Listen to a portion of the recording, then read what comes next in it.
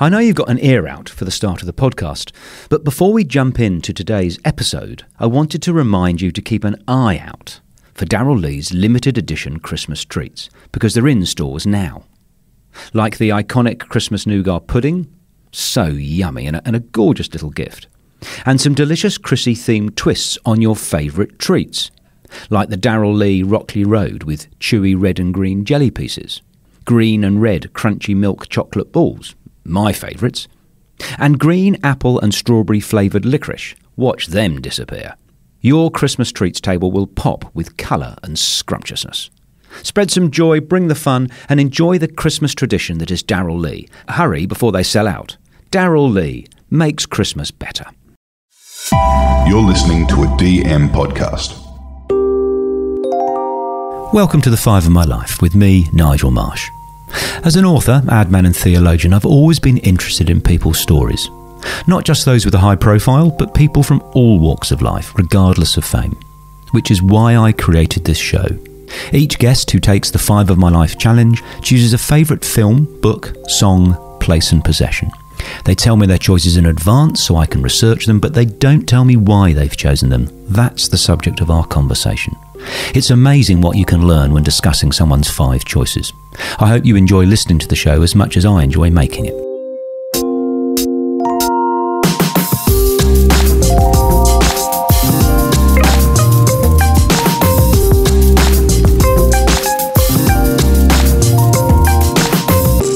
This episode is a special on-the-road edition of 5 of My Life. Regular listeners will have heard me talk before about how passionate I am about the format of 5 of My Life. Strange as it might sound, I don't actually view it as a podcast. I know it is a podcast, but that's just one method of delivery. The format works across any broadcast medium, including live performance. Which is why I was thrilled when the Castlemaine State Festival contacted me to ask if I would do a live event at their festival. Started in 1976, the Castlemaine State Festival is Australia's longest-running regional arts festival. Unique in its scope and diversity, it covers 17 days of events encompassing music, literature, film, and now 5 of My Life. The structure of the event was first for a festival organiser to interview me, and then I would take Australia's most popular children's author, Andy Griffiths, through the 5 of My Life challenge on stage. I'm committed to 5 of My Life being a short format, so we're releasing this on-the-road edition in 2 parts. This episode is my interview, next episode is Andy's 5 of My Life. The event was held in a large goods yard next to the town's railway line, so apologies for the sound quality when a train goes past. It's all part of the fun of a live event. Welcome to the 2023 Castlemaine State Festival. The Castlemaine State Festival acknowledges that we meet, sing, dance and perform on Jara country, where the traditional custodians, the yaaahooooo people, have been creating and preserving culture for tens of thousands of years. We embrace both contemporary and traditional forms of expression and celebration. We pay respect to elders past, present and emerging. And in the spirit of reconciliation, we recognise the immense contribution yaaahooooo have made and continue to make to this country. And welcome to our second Dialogues session for day 3. It's my very great pleasure today as curator of the Dialogues Program, and for those who don't know me, my name is Kristin Gill, to welcome Nigel Marsh to Castlemaine, to the festival. And it is my pleasure to be interviewing Nigel in this first half of this session. And in the second half of this session, Nigel will be doing a live 5 of My Life, first time ever, I think. First time, yeah. With the best-selling author that we know and love, and that is Andy Griffiths. So it's an action-packed hour, and we're just going to get on with it. I'm going to start by introducing Nigel to you. In case you don't know about Nigel, he is the best-selling author of Fat, 40 and Fired, Fit, 50 and Fired Up, and Smart, Stupid and 60. There we go, bit of advertising, bit of merch. He's also the co-founder of Earth Hour in Australia, the founder of the Sydney Skinny, and the host of award-winning podcast, The 5 of My Life. And he's also a proud ambassador of the Australian Indigenous Education Foundation. He's in demand as a public and corporate speaker and regularly gives speeches to major corporations on both his business and personal views, both here and internationally. And his TED speech on work-life balance remains one of the most viewed outside of America. Would you please welcome Nigel Marsh? Most viewed, let's start with that. TEDx, that was lovely, and it has been viewed 5.3 million times. Yeah, that's I'm not sure if you're aware of the TED speeches, but a friend runs it in Sydney. He asked me to do it, and I wasn't really aware of that thing. And I now get letters, emails, every single week from countries I've never been to. Really? Saying, I saw your TED speech. It's an amazing reach that the TED thing has. And, it touched a chord, so... Was it frightening? Were you nervous about having to do... Because when did you do that? 2007? 2010. No. 2010, sorry. So that was early days of TEDx in a way, wasn't it? Now there's quite a few different TED brands, but then it was the main one. Yep. and TEDx Sydney, and I think London. Yeah, it was a big deal. I mean, so it was a little bit nerve-wracking doing it. I had dear old Malcolm Turnbull in the audience and all that stuff. Yes. But hey, it worked out in the end. Yeah, great. You have a number of lives now, and we know about some of those lives from reading your books and listening to the people that you interview on your podcast. So I'd like to talk in the beginning a little bit about you as ad man. Yep. And that career that you had that led to the writing that has since led to the very successful award-winning podcast, The Five of My Life. So you were a very successful ad man. You were in that hamster wheel, I think you referred to it as, that was going pretty well non-stop, and that's what brought you to Australia. Yeah, I mean, I wouldn't want to over-egg my success, mildly successful, but I was asked to come and run some companies in Australia, and I had 4 young kids under the age of 5, and I thought I'd been asked to run the companies because the firm that hired me had done a worldwide search, and they had found the most talented advertising person on this planet, which was me. But if you have sliding doors, and they were actually wiping tears of laughter from their face because they couldn't find anyone stupid enough in the Southern Hemisphere to actually take the job. But we turned up with my family, and the firm was in pieces. It was appalling, actually. We were working very, very hard, and we just managed to turn the firm around after about 9 months. And 9 months and 1 day, I got a phone call saying we're closing the firm. So I was 14,000 miles away from any friends or family. I'm alcoholic, fat, 4 kids under the age of 5, wife that wasn't working. She was breastfeeding twins and another one in nappies. So I thought my life was over.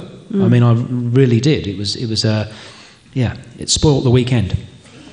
Spoiled your weekend, and that's as much as you let it spoil your what was going on in your life. It led you to write Fat, Forty and Fired, and I wondered whether or not the process of writing that book and telling that story was as much about telling your story as it was about wondering whether or not there were other people, perhaps even more particularly blokes out there, who needed to read that this was happening to other people, not just them. You are so lovely. Isn't she gorgeous? She's just fantastic. Because I'd like to answer that in an inauthentic way and say yes, but that would be total BS. Yep. You're allowed to swear. It's okay. So the truth is, I was just having a midlife crisis, and it was a total cathartic vanity project where sort of cry for help, narcissistic, look at me. And I never thought it would get published. I wrote it on the back of my daughter's kindy pictures in longhand, in crayon and pencil. And I wasn't going to publish it. It was just me, bollocksing on about myself, basically. And I showed it to someone who said, you should publish it. And it was the best-selling locally authored book of 2005. So it became a big success and was translated into languages and film rights and all that stuff. But the truth is, I didn't know what I was doing. And people would say, who are you writing it for? I don't know. And part of its success, I think, is because it's authentic. I just splurged and wrote it. So the very perceptive question you asked, I could answer authentically about the other 3. So I just wrote the first one because I just wrote it. My life was in the dumpster and I just wrote the book. And there was just no thought. It was actually quite a pure process. The other 3, secretly, and we can't tell anybody, so just between us, 50 girls, please keep this quiet, is I do want to try and help. But I can never admit that. So I sell them as it's a laugh and it's a story, but actually I wrote the other 3 precisely because of that reason. I think there are many men out there, and women, but hey, I'm a bloke, who are living lives of quiet, screaming desperation. And there aren't many people who, sometimes you can think no one cares. You're just a bloke, and so what? Shut up, go to the office. And you go, I'd like a bit more than that, really. I'd like a loving relationship and rewarding career and actually allowed to have feelings and vulnerabilities and all that stuff, and maybe some tips on how to be, happy. But I couldn't write a self-help book. No. Because I can't bear them.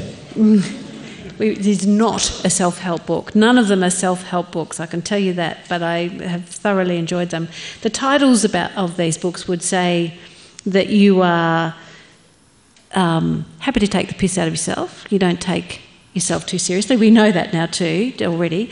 They're books that reveal who you are as a writer, a podcaster, a public speaker, a father, a husband, a son. They're funny, they're poignant, they're honest, they're reassuring. It's about this stuff it's happening to me, it's happening to most people of this age, it's happening, to our generation. And I wanted to actually move fairly quickly on to Smart, Stupid and 60 because it's the most recent book, but also that's where I'm at. And you refer to this, turning 60 and moving into the 3rd trimester.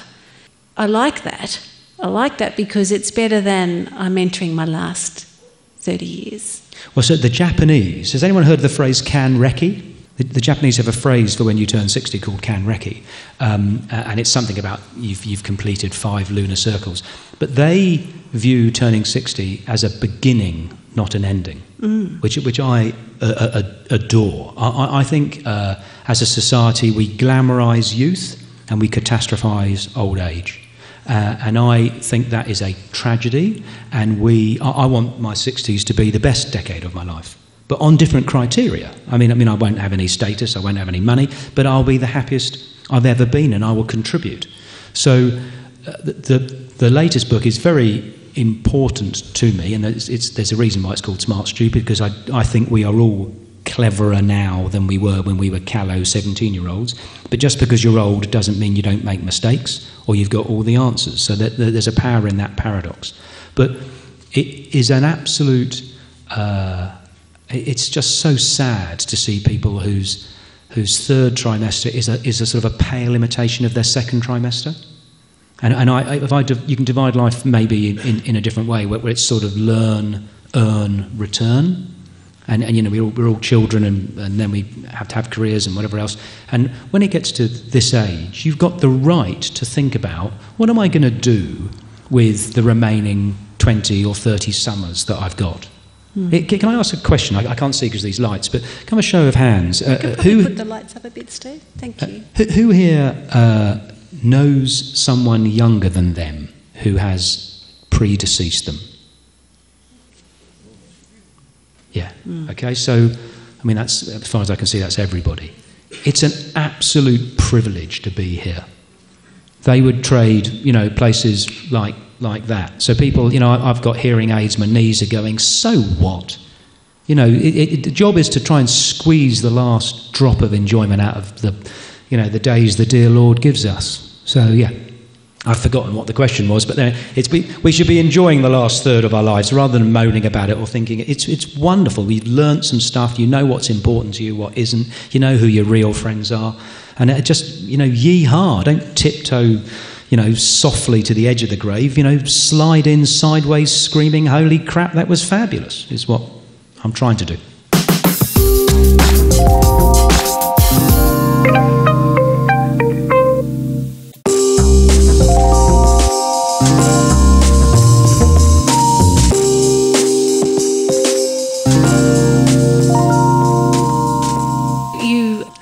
fairly out there in terms of your descriptions of what you expect and want and are enjoying as part of this third trimester in the book. But I don't want people to think because it's really funny. The anecdotes are, well, they're funny because we see ourselves and our lives reflected in the book and the story ourselves.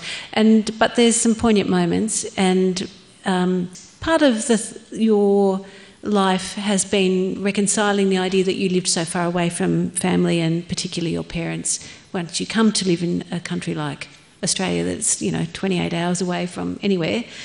Tell us about how that's been an important part of this last trimester, this next trimester. Well, actually 50s and 60s really, isn't it? It's interesting. I had a mildly unconventional childhood, military kid sent to boarding school in another country at the age of 5, which I wouldn't recommend, but so never had the childhood that I think my kids have got, where they've lived at home throughout their childhood, but then became increasingly aware of the paucity of the closeness of the relationship between my mum and dad and myself, because there wasn't, just wasn't what we did. And my dad, one year, he was visiting Australia, and I thought, you know what, I'm going to have a dinner with him. I've never had dinner. I was 46 at the time. I've never had dinner with him one-on-one ever in my entire life. So I go, Dad, I think I'm going to, do you fancy dinner? And he goes, why? And I go, well, I just thought we'd have dinner, mate. And okay. So we went for dinner. He was clearly uncomfortable and sat down, and he said, are you and Kate getting a divorce? And I went, no, we're not getting divorced. He went, do you need money? I went, no, Dad, I don't need money. Have you lost another job? And I go, mate, no, I'm just, Dad, I love you, I just fancy. And it was terrible. I mean, it was, trying to, that crappy American self-help phrase, you need quantity time to have quality time. You can't just say after 46 years we're going to be, dad and son, intimate and having a laugh. But it's something I took very, very seriously and worked hard at. And Dad got dementia and Parkinson's. It was a total tragedy. Before I could, I loved him dearly. He, lovely father, but I never developed a close, intimate relationship with him. But I tried very hard to with my mum. And she's a lady of a certain generation and a certain, military wife, whatever. So there'd be certain things I'd do where every time my book club chose a book, I would buy 2 copies and send her one, which was awfully embarrassing because sometimes they're wildly inappropriate. And would call her every time there was a rugby game that England were involved in, even though she doesn't like rugby. And, worked really, really hard at trying to create that connection. And because I was fortunate enough to have longer with my mum, she didn't get dementia, it actually worked. Did it? And when she got, terribly ill towards the end of her days, I went over and I spent a month living with her in her house, and it was just heart-stoppingly wonderful. So, if you're lucky enough to have your folks with you still, tell them you love them, and, that once they're gone, they're gone. Tell us about how, it feels like everything that happened when you were 40 and, the challenges of that decade has informed this third trimester. What have you learnt most about what's important in life, out of those kind of challenges? Interesting question. Has anyone here heard of the Sydney Skinny? No, okay. But listen, I don't want people to get up and run out screaming, but one of the things that I created 11 years ago now was the world's first, the world's only communal annual nude ocean race. Okay, so it happens in Sydney. This was before Mona did that, and it's not a dip, it's not a run in, run out, it's a proper 1K swim. Start bollock naked, Sydney Harbour, 2,000 people. Can you imagine how hard it was to get sponsorship? Unbelievable. But the reason I mentioned that and answer your question is the event is just very important to me. It's got nothing to do with nudity, it's a metaphor. So I believe that life expands or contracts in direct proportion to your courage. And the magic happens outside your comfort zone. And if if the thought of doing the naked swim, and you're all clothed on land and you're covered underwater, you get a sarong when you go, if the thought of doing that swim is terrifying and you wouldn't possibly do it, that's completely fine. But my point, I give speeches about this all over the world, is if that response is representative of your sense of adventure in other areas of your life, your friendship, your family, your sex life, your finance, your career, that might be a useful data point. I know people who haven't taken a risk in the last year. I know people who can't remember the last time they took a risk. I'm not talking about a stupid financial risk or gambling. I'm just talking about, living with a real zest and attitude, with a zest for life. So it's a long answer to your question. So one is, grabbing life with both hands. Right? It's not up to anyone else, it's up to you. And the second thing is timing. Because of the TED speech, I get lots. I've had 30,000 emails. I've written about every single person personally. Most people don't take stock of their life meaningfully unless one of the big four happens: death, disease, divorce, redundancy. That's what happened to me. I lost my job, and then I decided to sort a few things out, give up drink, whatever. Put the people I love at the centre of my life, not at the edge. Don't leave it for one of the big four. So for me, you go, don't wait until, I'll have a life when I retire at 73, or when we've paid off the mortgage. How about you have a life now? Now, so it's start now.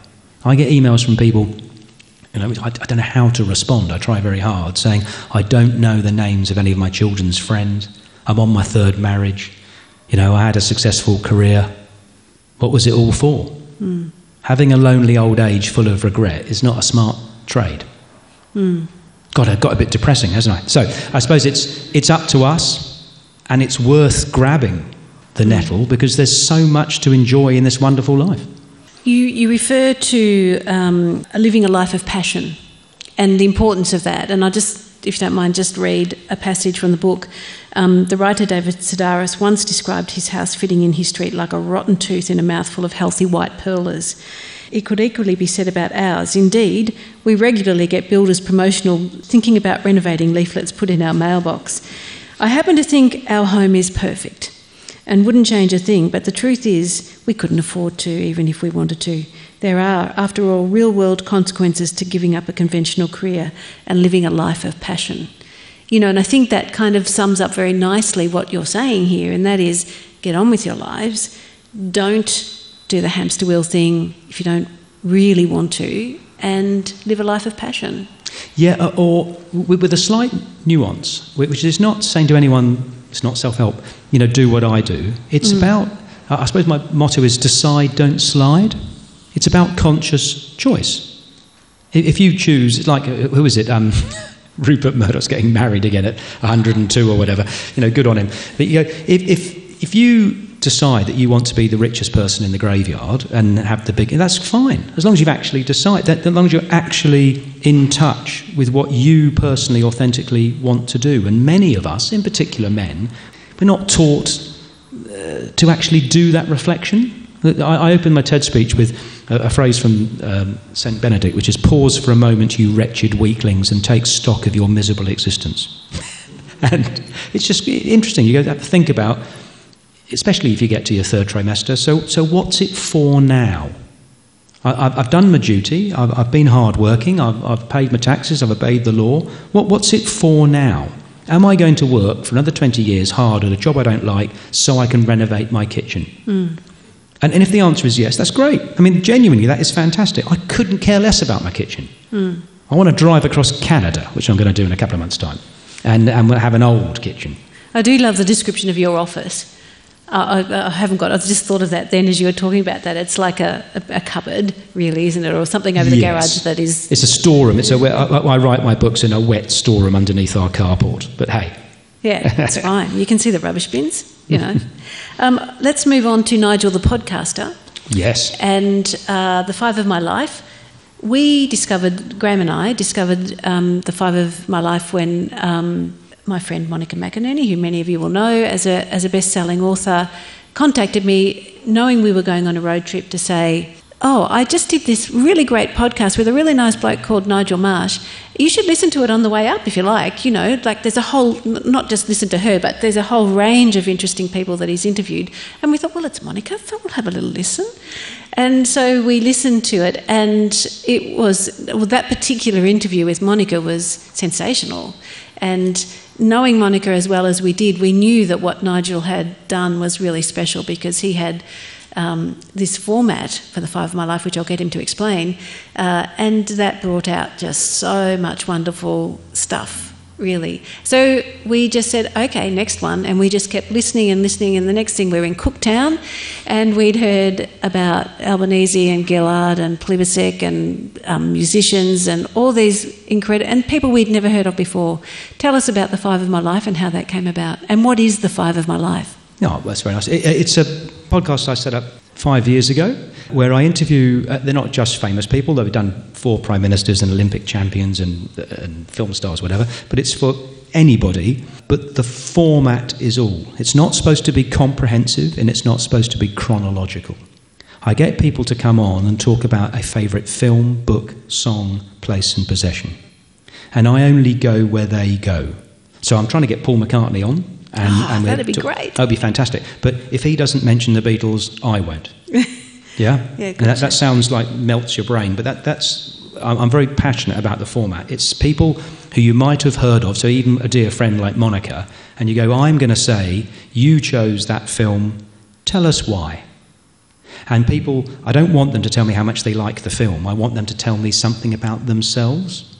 So it's a unique, wonderful, never-changing way of just a different insight into, you know, sometimes well-known people, sometimes strangers, where it hopefully prompts people to then find out more either about one of the choices or about the personality themselves. And even if it doesn't do those things, it's quite a fun way of spending 35 minutes listening to someone talking about a film, a book, a song, a place and a possession.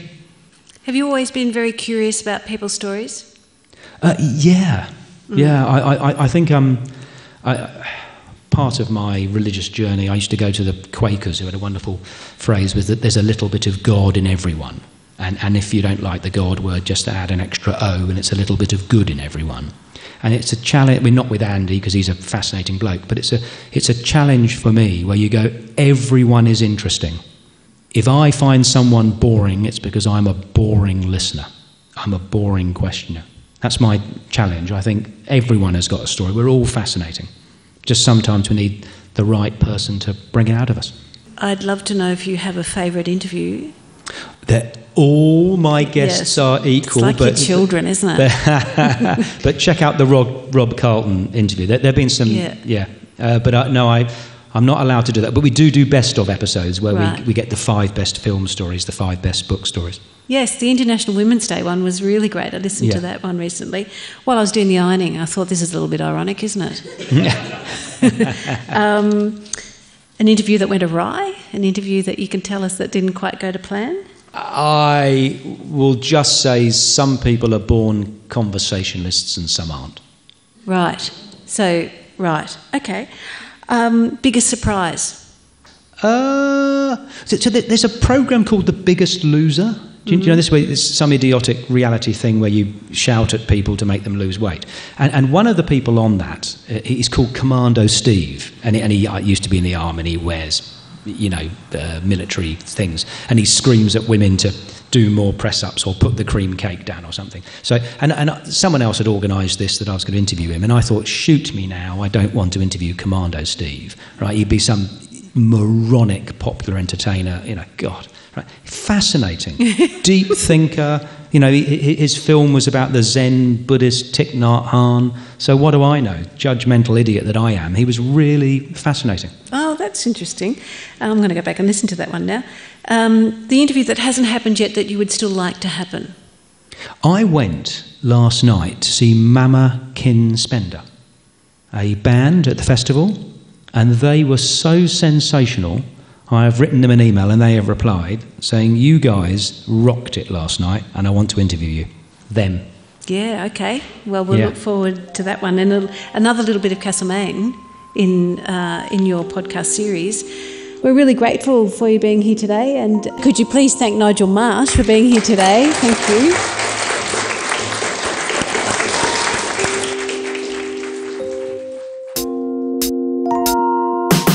Thank you for listening to this episode. If you follow 5 of my life, you might enjoy my latest book, Smart, Stupid and 60. In it, I write about a number of the issues discussed on the show. It's the 20-year follow-on from my first book, Fat, 40 and Fired. If you have any feedback on the book or suggestions for the show, please get in touch via my website, nigelmarsh.com.